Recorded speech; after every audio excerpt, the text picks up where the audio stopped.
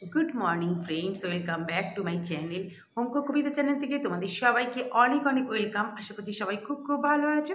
আমি কালকের থেকে আজকে একটু এখন সকালবেলাটা একটু বেটার লাগছে। কালকে রাত্রিবেলায় যে আমার হয়েছিল ভিডিওটা তোমাদের শেষই করতে পারিনি, সন্ধ্যেবেলায় তোমাদের সাথে কথা বললাম। তারপরে এত পেটে ব্যথা করছিল, তোমাদেরকে কি বলবো। মানে পুরো আমার মেয়ে তো মানে ভয় পেয়ে গেছে। আমাদের পাশের বাড়ি একটা আমার মানে কি শ্বশুর সম্পর্ক হয় পাশের বাড়ি, সে একদম এরকম হয়ে হাঁটে, তো মানে এরকম হয়ে গেছে, লম্বা মানুষ এরকম ভাঁজ হয়ে গেছে। আর কালকে না আমি যখন মানে টয়লেটে যাচ্ছি, কিচেনে যাচ্ছি, আমি পুরো এরকম হয়ে যাচ্ছি, মানে আমি সোজা হতে পারছি না, এত পেটটা মানে ব্যথা করছিল। এবার মেয়ে তো খালি বলছি, তুমি তো পাশের বাড়ি দাদানের মতো হয়ে গেছো, তুমি পাশের বাড়ি এরকম করে হাঁটছো কেন? মানে এত তো ভয় পেয়ে গেছে। আজকে সকালবেলা ঘুম থেকে ওঠা বলছি, তোমার ব্যথাটা একটু কমে গেছে তো, তুমি এখন সোজা হতে পারছো তো? মানে ও কালকে এতটাই ভয় পেয়ে গেছে যে মা আবারও না ওরকম হয়ে গেল নাকি। মানে কী বলবো, এতটাই পেন হচ্ছিল মানে রাত্রিবেলা। সে এই কটা ঠিক একটা বাচ্চাও বেশি ভাত খেয়েছি, কিন্তু আমি খাবো না, তোমাদের দাদাভাই জোর জবরদস্তি করলে বলে মেয়ে বলছে না মাম্মি তুমি খাও, তোমার শরীর করে। এই কটা ঠিক ভাত নিয়েছিলাম, মাছের ঝোল ভাত দিয়ে মানে বমি আসতে, মাছটা তো খেতে পারলাম না, ফেলে দিলাম। খেয়ে আমি ওষুধকে সোজা শুয়ে পড়েছি, এতটাই শরীর খারাপ। তারপরে এই যে রাত্রিবেলা না ওষুধটাকে শুয়ে পড়েছি, ঘুমটা মানে একবার আমার মনে 12টা 12টা মেয়ে মাথার কাছে এসে করছে, আমি টের পাচ্ছি, তখন আমি করে বললাম। তারপর আমি ও আবার চলে গেল ওর ঘরে। তারপর ঘুমিয়ে পড়েছি, তো একদম 5:30টায় ঘুমটা ভেঙেছে। ওই ঘুমটা একটুখানি টানা হয়েছিল বলে তবু সকাল থেকে একটু উঠে না, আমার তো সকালবেলা উঠে কিচেনে, এখন তো ফুল টুল তোলার নেই, পুজো দিচ্ছি না। তোমার দাদাভাই খুব প্রেশার পড়ে গেছে, সকালবেলা উঠে গাছগুলোতে একটু জল দিতে হয়, পুজো দিতে হয়, একটু যাই হোক যাই দিক দিতে তো হয়। আমি বুঝতে পারছি যে খুব প্রেশার পড়ে যাচ্ছে। সকালবেলা উঠে তোমাদের দাদাভাইয়ের মতো রান্নাবান্না করে দিয়েছি, এবার আমাকে এখন রান্নাবান্না করতে হবে। একটু আগে চাটা খাই, বিছনা তোলা হয়ে গেছে, ঘর চা তো হয়ে গেছে, এখন চাটা নিয়ে বসি। শরীরটা যখন খারাপ হয় না, তখন মনে হয় যে একটা হেল্পিং হ্যান্ড মানে কিন্তু কি রাখবো বলো, আমাদের এখানে হেল্পিং হ্যান্ড 12:30 পৌনে 1টা আমারই আসতো উপরে কাজ করতে। যখন আমার শাশুড়িমা ছিল তখন আমাদের একটা 35 বছরের টানা লোক ছিল, মানে আমার হাজব্যান্ডটা তখন পড়াশোনা করতো, তখনকার মানে মাসি, মানে সে তো একদম খুব বিশ্বস্ত ছিল।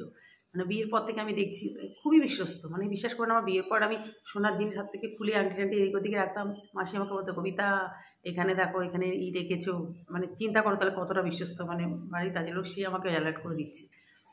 মানে সেরকম তার পাওয়া যায় না। তারপর তার অসুখ অসুখ করলো, অন্য লোক রেখেছিল, আবার সে সুস্থ হলো, আবার তাকিয়ে রাখা হয়েছে। তারপরে এখন সে খুবই মানে শরীর তার খারাপ, আর আসতে পারে না। তারপরে আমার শাশুড়ি মা যখন মারা গেলেন তখন এসেছিল, খুব নিজের মতো, তো একদম নিজের মতো ছিল যাকে বলে। আর শাশুড়ি মা ওকে খুব দিত টিত এ করতো, যে ভালো তাকে তো করতেই হবে, আর কোনো সময় না করতো না, যখন শরীরে ভালো থাকতো না, যা বললেও তো করে দিত। তারপরে তারপরেও রোগটা হলো লকডাউনের পর থেকে একদমই ছাড়িয়ে দেওয়া হলো। লকডাউনের আগে আমার শাশুড়িমা মারা গেলেন, তারপরে আমি বললাম যে থাক, অল্প অল্প করে আমি করে নাও নিয়ে। তারপরে যখন রাখলাম, তোমায় কি বলবো, 12টা 12:30 আমি বারান্দায় শুধু তাকাচ্ছি আর ঘরে দৌড়াচ্ছি, যে আসবে এই বুঝে আসলো, এই বুঝে ফোন আছে তাদের কাছে, ফোনটাকে সুইচ অফ করে রাখা তো মানে একদিনকে তো 1টা বাজে আর আসলো না। এবার বলো 1টার সময় যদি না আসে কাজে লোক, তারপরে এবার আমার মেয়ে তখন স্কুল থেকে গাড়ি চলে আসতো, মানে আমার তখন নাজেহাল অবস্থা, মানে কীরকম পরিস্থিতি হতো তখন চিন্তা। এই জন্য আমি জানো তো, আর রাগের মাথায় আমি লকডাউনের পর থেকে, আর তখন তো লকডাউন হলো, তারপর তো ছাড়িয়ে দিতে হলো, আর লোকই রাখছি না। আজি না, এত বিরক্ত, এর থেকে আমি মনে করি কি যে আমি নিজে নিজে টুকটুক করে করে নিয়ে আমার হয়ে যাচ্ছে, অসুবিধা হচ্ছে না। কিন্তু যখন এই শরীরটা খারাপ হচ্ছে তখন খুব প্রবলেমে পড়েছে। কালকে তোমাদের দাদাভাই বললো যে দেখেছো আমি কেন তোমাকে বলি রাখতে, তুমি রাখছো। আর কী রাখবো, তারপরে যা কাজের ছিঁড়ি কী বলবো, বলার কিছু নেই, তাই মেনে নিতাম। কিন্তু দেখো কী পরিস্থিতি। আর তারপরে আবার কি, তাদের ছুটি দিতে হবে সপ্তাহ, মানে অনেক বাহানা আছে। মানে আমি যদি কোথাও না যদি থাকি, আমাকে আবার বলতো তুমি তো কোথাও গিয়ে থাকো না, আমি ছুটিও পাই না। আমি বাবা, আমার মেন হচ্ছে আমাদের এখানে, আমাদের এই আশেপাশে বাড়িতে কেউ রাখিনি, সবাই ছাড়িয়ে দিয়েছে। এই বাড়ি সব, এই পিছনে এই বাড়ি আছে, ওর আমি দেখি 1টা বাজে ফোন করে, হ্যাঁ তুই এখন আসলি না, এখন আসলি না। 1টা বাজে তখন ঢুকছে, বিশ্বাস করবে না 15 মিনিটও হয় না অতটা ঘর মোছা বাসন মেজে চলে গেল, 15 মিনিটও হয় না। আমি একদিন ওকে জিজ্ঞেস করছি, হ্যাঁ তোমার কী কাজ করলো? আমি তো দেখলাম আমি বারান্দায় ছিলাম, তারপর কাপড় জামাগুলো বুঝো তার মধ্যে বেরিয়ে গেল। বলছে জানো ওই রকমই কাজ করে, কী বলবো বলো। যাও গিয়ে খাটের নিচে দেখো ধুলো ভর্তি আমার। এই জন্যই মানে এই দুঃখেই রাখতে পারছি না জানো। কিন্তু এরপরে যদি এরকম হয় তখন তো রাখতেই হবে, কিছু করার নেই। দেখা যাক কতদিন পারি। তাহলে তোমরা সঙ্গে থাকো, দেখতে থাকো। অন্য দিন তো বৃহস্পতিবারটা একটু অন্যরকম হয়, পুজো টুজো দিই, তারপর একটু দেরি হয়ে যায় রান্না করতে। আজকে তো আর পুজো দেওয়া নেই, তাই তাড়াতাড়ি রান্নাটা বসিয়ে দিলাম।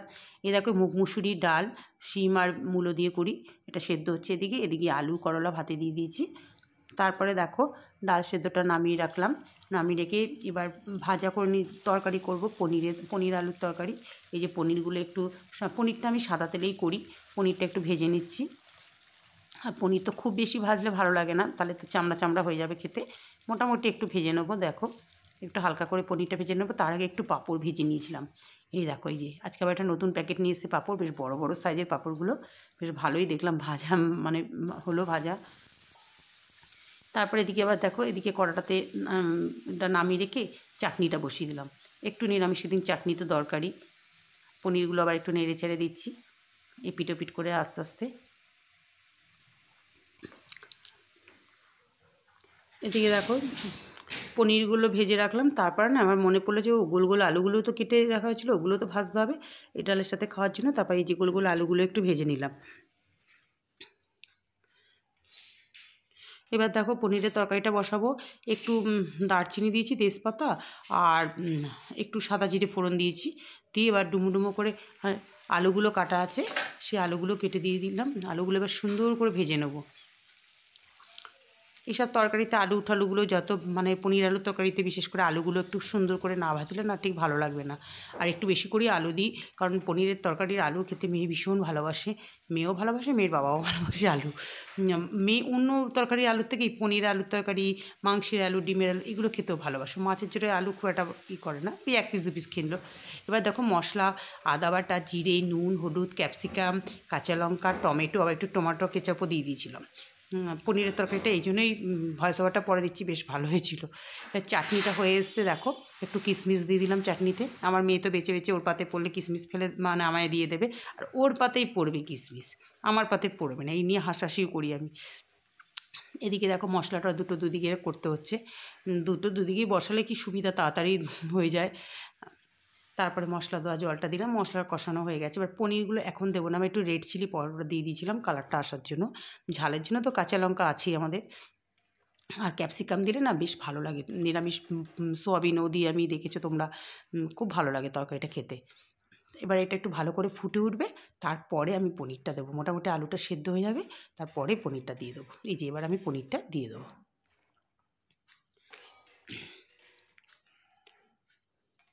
কারণ পনির ভেঙে টেঙে যাবে, পনির তো খুব বেশি তো নরমই থাকে। বাস এবার তরকারিটা হতে থাকবে এদিকে। এদিকে আবার ডালটা ফোড়ন দেবো, মানে একটার পর একটা তো আছেই। আজকে ফোড়নে দিলাম সাদা জিরে আর ধনে, দুটো মিক্সড করে দিলে খুব সুন্দর লাগে খেতে। আর ডালটা যখন ফোড়ন দিই না, খুব সুন্দর, চিমনি চলে তবুও কিন্তু খুব সুন্দর একটা স্মেল বেরোয়। এদিকে এটা হচ্ছে, পনিরের আলুর তরকারিটাও হয়ে এসছে। পনির তরকারি আর আলু তরকারিতে দেখো যেটা দরকার, যে কোনো নিরামিষে শাহি গরম মশলা দিলাম একটু, আমি শাহি দিলাম, যে কোনো গরম মশলা দিলেই হয়। গরম মশলা আর একটু ঘি, মানে গরম মশলা আর ঘি দিলে না নিরামিষ তরকারির স্বাদটা একটু অন্যরকম হয়ে যায়, আর ভালোও লাগে দেখবে। আর একটু আস্তে আস্তে নাড়াচাড়া দিচ্ছি, খুব বেশি জোরে জোরে নাড়াচাড়া দেওয়ার দরকার নেই, ঘেটে ফেটে যাবে বেশি। এদিকে ডালটাও বেশি হয়েছে, যেটা দরকার ধনেপাতা তো শীতকালে একদম আছেই, আমার গরমকালেও থাকে ধনেপাতা, যখনই বাজারে মোটামুটি পাওয়া যায়। বাস এবার ডাল আমার হয়ে গেল, পনিরের তরকারিও রেডি হয়ে গেল, মোটামুটি রান্না আমার আজকের মতো মোটামুটি কমপ্লিট হয়ে গেল।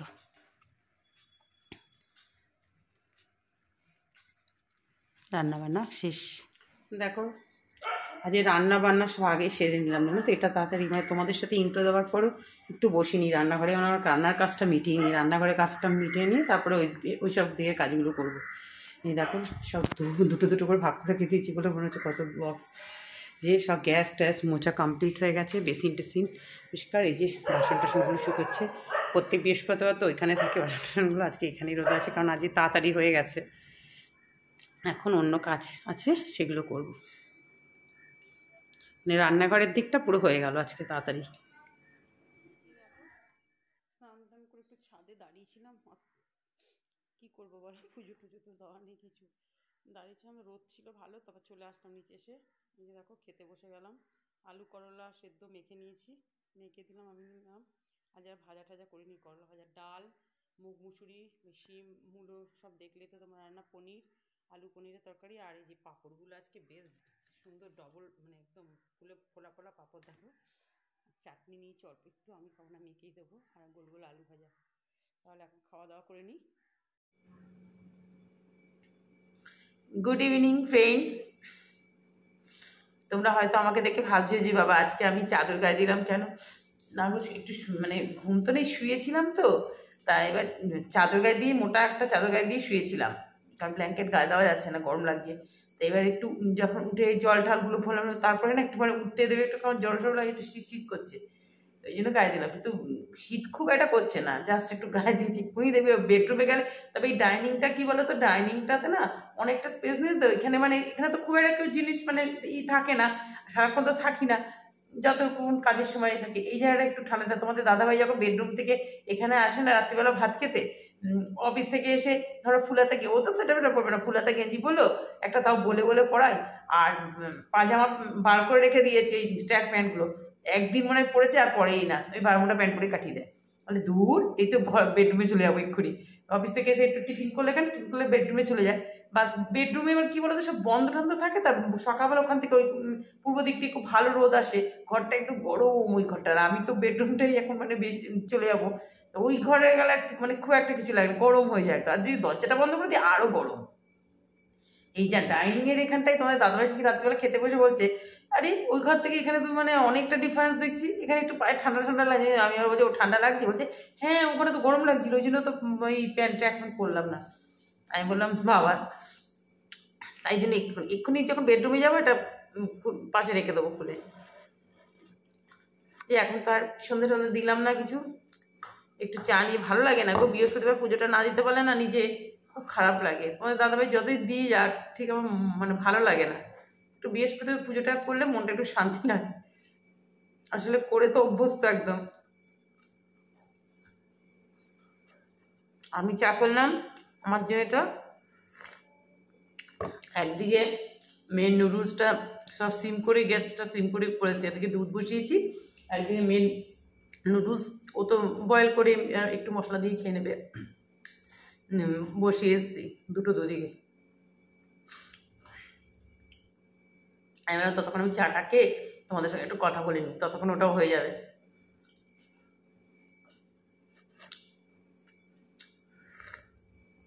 আজকে না দুপুরে মানে মাছ, আজ তো নিরামিষ, বিশ্বাস করো, মানে মাছ টাছ যা খাচ্ছি না, এই রুই মাছ তো আমি এমনিতেই খুব একটা পছন্দ করি না, কিন্তু তোমাদের দাদাভাইয়ের জন্যই আনতে হয়। আর তারপরে সব থেকে বড় কথা কি বলো তো, সমুদ্রের মাছ না আমরা রেখে খাই না, যেদিন আনি সেদিনই খাই। রুই মাছটা একটু রেখে খাওয়া যায়, ওই জন্য তাও এক একজনকে আমি দেখি ফেসবুকে বলে যে 20 দিনের মাছ এনে রেখে দেয়, 15 দিনের মাছ এনে রেখে দেয়, আমাদের নয়, আমাদের বড় জোর 3 দিন, তার বেশি রাখি না। 3 দিন, তাও তোমার রুই মাছটা, রুই কাতলা, এছাড়া অন্য কোনো মাছ রাখি না।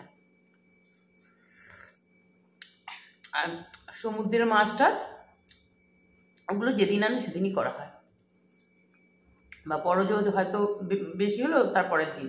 চিংড়ি মাছ টেনে রেখে দিই, চিংড়ি মাছটা ছাড়িয়ে রেখে দিই, তাও অতদিন না।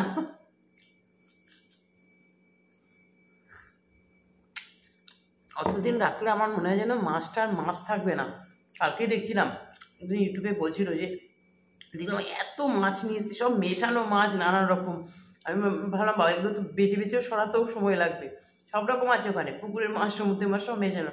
বলছে বলছে আপনাদের দাদা দেখুন 1 মাসের মাছ এনে ঢুকিয়ে রেখে দিতে বলবে, এত বাজার আর আমি তো কাছ থেকে বললাম 1 মাসের মাছ, অনেকে দিকে কমেন্টসে দেখেছি 1 মাসের মাছ, আমি যেন ওগুলো আর মাছ থাকবে না তো, ওগুলো অন্য কিছু হয়ে যাবে।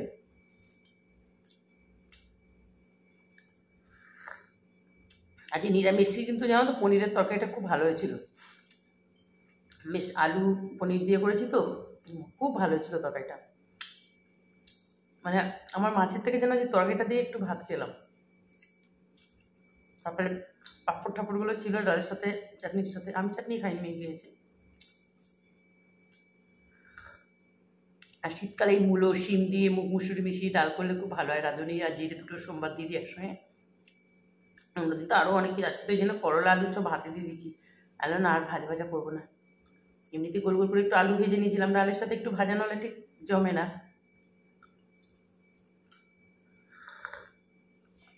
এখন আমি ভাতের চাল ঠাল সব ধুয়ে রেডি করে আসলাম। এখন দুধটা হবে, ওটা গ্যাস অফ করবো আর মেয়েকে নুডলসটা করে দিয়ে তারপর আমি বেডরুমে যাব।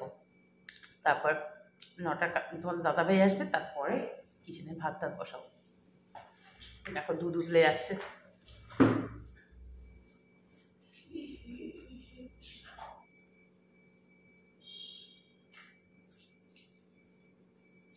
দেখো গ্যাসটা সিম করে দিয়ে আসলাম, তাও পড়লো, একটু হলেও পড়তে হবে।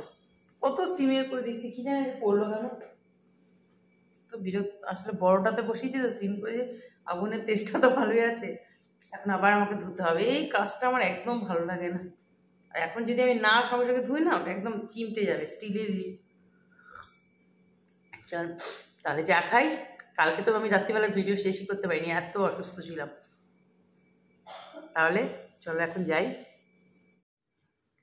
বন্ধুরা দেখো, রাতে খাওয়া দাওয়া করে একদম বেডরুমে চলে আসলাম।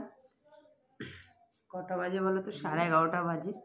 সব কমপ্লিট হয়ে গেছে ওদিককার কাজ ফাজ করে, এবার বেডরুমে চলে আসলাম। মেয়ের ঘরে চলে গেল। এখনই শোবো না, একটু বাদেই শোবো। এই যে চুল টুল সব বেঁধে নিয়েছি রাতে, চুল টুল বেঁধে একদম নিভিয়া টিভিয়া মাখা হয়ে গেছে, সব কাজ শেষ হয়ে গেছে। এবার শুয়ে শুয়ে একটু কাজ আছে, সেই কাজটাই করবো ফোনে।